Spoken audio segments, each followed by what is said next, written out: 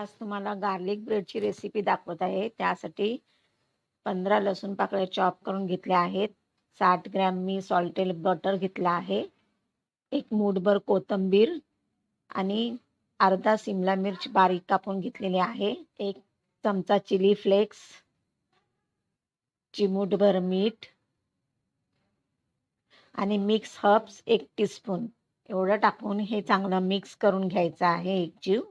आता हे आपलं मिश्रण तयार झालं आहे. इथे एक मी पनीनी ब्रेड घेतला आहे. त्याचे आपल्याला मधून कट करून स्लाइस करून घ्यायचं आहे. स्लाइस करून झाल्यावर आपण जे मिश्रण तयार केलं होतं ते सर्व व्यवस्थित ब्रेडला लावून घ्यायचं आहे. तुम्हाला जितके गार्लिक ब्रेड बनवायचे असेल त्याप्रमाणे तुम्ही मिश्रण तयार करा आणि तेवढे ब्रेड कट करून तुम्ही गार्लिक ब्रेड करू शकता. आता आवडीप्रमाणे जितकं तुम्हाला मॉझरेला चीज टाकायचं आहे तितकं तुम्ही त्याच्यावर टाकू शकता. छानपैकी चांगलं कोटिंग करून घ्यायचं आहे चीजनी ब्रेडला. तुम्हाला जर हा पनीनी ब्रेड नाही मिळाला मार्केटमध्ये तर तुम्ही साध्या ब्रेडवर सुद्धा हे गार्लिक ब्रेड करू शकता. त्याच्यावर जरी केलं तरी सुद्धा हा गार्लिक ब्रेड छान लागतो.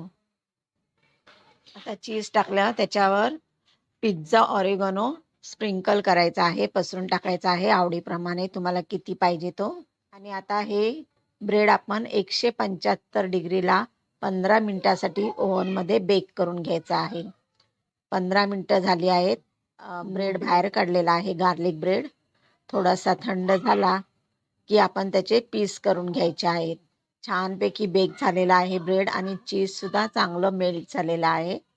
आता हे थंड झालं आहे आणि आता याचे असे 1-1.5 इंचाचे जसे तुम्हाला साईजचे पाहिजे त्याप्रमाणे तुम्ही ते कट करून घ्या.